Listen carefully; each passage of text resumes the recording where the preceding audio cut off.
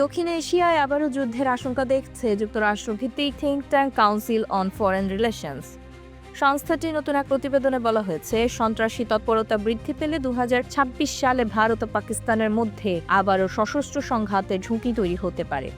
গত রোববার এনডিটিভির এক প্রকাশিত প্রতিবেদনে বলা হয়, মার্কিন পররাষ্ট্রনীতির বিশেষজ্ঞদের নিয়ে করা এক জরিপে এই মূল্যায়ন উঠে এসেছে। এতে চলমান আঞ্চলিক উত্তেজনা ও সাম্প্রতিক সংঘর্ষগুলোর প্রেক্ষাপট তুলে ধরা হয়।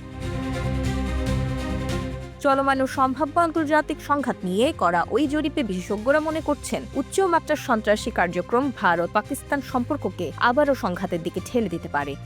প্রতিবেদনে উল্লেখ করা হয়েছে, দ্বিতীয় মেয়াদে ট্রাম্প প্রশাসন কঙ্গো, গাজা উপত্যকা ও ইউক্রেন সহ বিভিন্ন অঞ্চলের চলমান সংঘাত অবসানের চেষ্টা করেছে।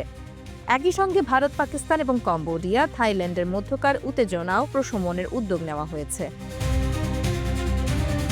চলতি বছরের মে মাসে কাশ্মীরের পেহেলগ্রামে ভয়াবহ সন্ত্রাসী হামলায় 26 জন নিহত হওয়ার পর ভারত ও পাকিস্তানের মধ্যে 3 দিনের একটি সামরিক সংঘাত ঘটে।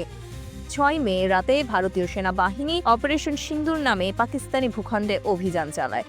ভারতের দাবি, ওই অভিযানে সন্ত্রাসী শিবির লক্ষ্য করে 100 জনেরও বেশি জঙ্গি নিহত হয়। পাল্টা হামলায় 7 থেকে 10 মে পর্যন্ত পাকিস্তান সশস্ত্র ড্রোন দিয়ে ভারতের সামরিক বেসামরিক লক্ষ্যবস্তুতে হামলা চালায়। পরে ট্রাম্প প্রশাসনের হস্তক্ষেপে 10 মে উভয় দেশ যুদ্ধবিরতিতে সম্মত হয়।